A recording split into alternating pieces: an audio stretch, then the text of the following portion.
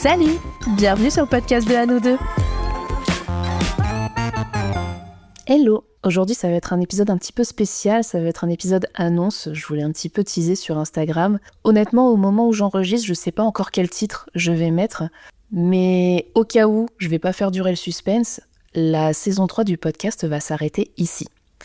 D'habitude, je m'arrête toujours au mois de juillet pour prendre des vraies vacances au mois d'août, mettre le podcast un petit peu en pause et puis reprendre au mois de septembre. Là, cette année, j'ai pris la décision d'arrêter 2 mois plus tôt que d'habitude parce que pour rien vous cacher, je ne sais pas si cette pause sera à durée déterminée ou pas. Je ne sais pas si le podcast reviendra à la rentrée. Et je voulais quand même prendre le temps de vous expliquer les raisons de ce que je vous annonce aujourd'hui. Il y a plusieurs raisons qui font que je me pose beaucoup de questions par rapport au podcast. Il faut savoir que ça date pas d'hier. Maintenant, ça fait plusieurs mois, vraiment, que je me pose beaucoup de questions. Là, on est fin avril, au moment où je vous enregistre cet épisode.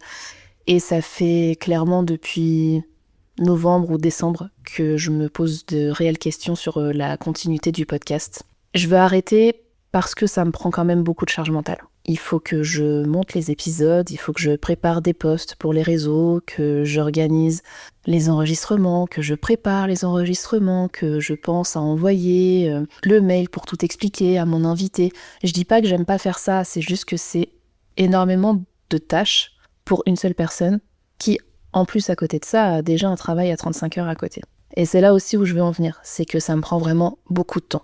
Donc la charge mentale, c'est une chose, parce que je ne fais qu'y penser, que je suis toujours en train de prévoir, en train de me dire il faut que je fasse ça, faut pas que j'oublie de faire ci, purée je suis en retard, j'ai oublié de faire ça. Charge mentale. Mais aussi à côté de ça, ça me prend beaucoup de temps, dans le sens où le podcast a bientôt 3 ans, là en septembre, ça fera 3 ans que j'ai lancé le podcast, et que du coup aujourd'hui ça fait 3 ans que tous les week-ends je travaille, que beaucoup de soirs par semaine je travaille, parce que voilà, comme je vous l'ai énuméré, je fais du montage, je prépare des posts pour Insta, des vidéos, etc. Et je vous avoue que je crois que j'ai un petit peu envie de retrouver mon temps libre, vraiment libre. Et ça, c'est un point important. Parce que avant, j'adorais m'occuper du podcast pendant mon temps libre. C'était vraiment un plaisir. Et j'insiste là-dessus, c'est que le podcast a toujours été un plaisir. Sauf depuis quelques mois, où effectivement, je sens que la balance entre plaisir et charge, finalement, n'est plus bonne. Ça commence à être une réelle charge pour moi, à être une vraie contrainte. Donc je pense qu'à partir de ce moment-là, le ratio il est plus bon. Puis on va pas se cacher qu'il y a une pression aussi. Au tout départ, évidemment, c'était sans pression. Je m'étais dit, je lance le podcast comme ça, franchement, je suis déjà contente si j'ai 10 écoutes par mois. Je serais trop contente de savoir qu'il y a 10 personnes qui ont écouté les épisodes que j'ai préparés. Mais en fait, plus on fait d'écoutes et plus on a envie d'en avoir. Et pareil pour Instagram. Dès que j'ai commencé à avoir un petit peu plus d'abonnés, j'ai voulu en avoir plus et je commençais à me dire ah tiens mais qu'est-ce que je pourrais faire pour que ça marche mieux, tiens je vais essayer de faire ci, j'ai essayé de faire ça, j'ai même acheté des petites formations pour apprendre un petit peu les réseaux sociaux, comment ça marche, qu'est-ce qu'il faut faire, il y a quoi qui fonctionne, comment faire plaisir à l'algorithme, trouver des idées de contenu, des invités, des sujets, le fond, la forme, tout ça. Au final je me suis rendu compte que ça me stressait, c'est que je me mettais en fait une pression quoi. Alors certes personne n'était là pour me la mettre, mais je me la mettais toute seule parce qu'en fait j'avais envie de réussir. Et du coup je me mettais cette pression pour qu'au final j'ai peu de retours sur mes épisodes de podcast. Pour qu'au final j'ai pas tant d'écoutes que ça. En presque 3 ans, l'émission elle a cumulé plus de 10 000 écoutes. Aujourd'hui même je crois qu'on a dépassé les 11 000 écoutes. C'est énorme dit comme ça. Vraiment.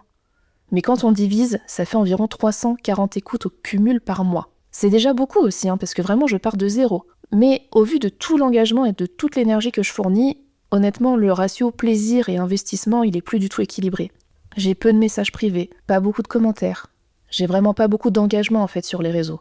J'en ai un petit peu, c'est vrai, mais c'est un de temps en temps et avoir la sensation de créer du contenu dans le vide au bout d'un moment, franchement, ça me lasse. Et comme je le disais tout à l'heure, j'ai envie de retrouver des vrais week-ends sans culpabiliser de pas avoir travaillé comme je devais faire.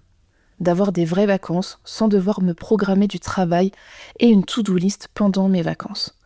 Parce que je dis pas ça pour me plaindre, je dis ça pour vous expliquer, pour que vous puissiez vous rendre compte, c'est que l'été dernier, sur mes 2 semaines et demie de congé au mois d'août, je suis partie une bonne semaine en vacances avec mon copain. Pendant cette semaine-là, j'ai travaillé un petit peu tous les jours Et surtout, sur tout le reste de mes vacances, donc chez moi, je n'ai fait que travailler. Je n'ai fait qu'enregistrer et faire du montage tous les jours. Je passais très honnêtement au moins 4 à 5 heures de mes journées de vacances à mon bureau. Et je vais vous donner un dernier point qui est clairement l'aspect le moins grave, mais je veux quand même le mentionner, c'est qu'aujourd'hui je gagne rien avec le podcast, que ça soit le podcast au niveau des écoutes de streaming, etc., ou par les réseaux, je ne gagne rien du tout et au contraire je perds de l'argent dans le sens où je paye un diffuseur, je paye mon abonnement à Canva par exemple, je ne paye pas mon frère, c'est vrai.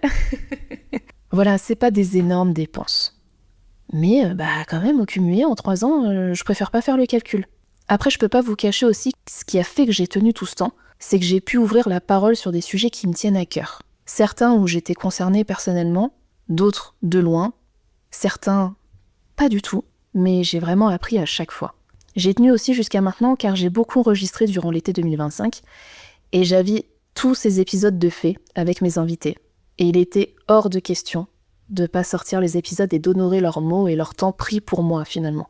Je devais encore enregistrer pour terminer la saison 3 et j'ai annulé.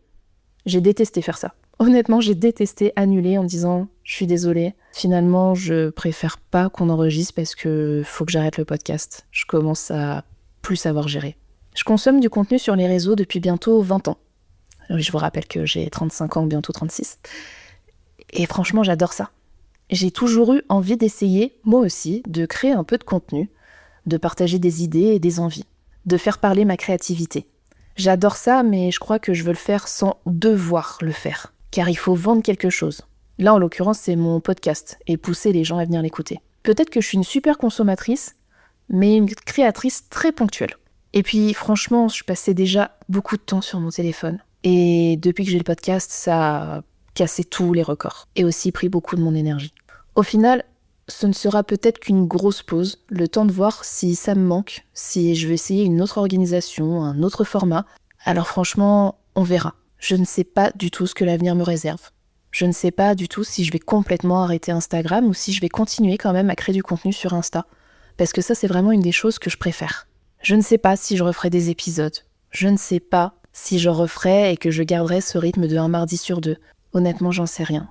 En tout cas, pour le moment, tous les épisodes du podcast vont rester en ligne, seront écoutables, accessibles, là où vous avez l'habitude de les écouter. Je n'ai pas prévu d'arrêter l'abonnement à mon diffuseur, en tout cas, encore une fois, pour le moment. Mais vraiment, n'hésitez pas à venir me suivre sur Instagram parce que si j'arrête mon abonnement chez eux et donc que la diffusion se coupe, c'est sur Insta que je vous préviendrai. Tout ce que je sais, c'est que là, j'ai vraiment envie de vous dire merci. J'ai rencontré des personnes géniales grâce à mon podcast. Merci à tous ceux qui sont venus écouter 1 fois, 10 fois ou 50 fois. Ceux qui ont parlé de Anne ou d'eux à leurs potes, à leur famille, à leurs collègues. Ceux qui m'ont envoyé un DM, fait un partage ou commenté une publication. Merci à mon frère qui m'a épaulé et soutenu sur ce projet. Et merci d'avoir écouté ce que j'avais envie de dire. Je vous dis à bientôt peut-être.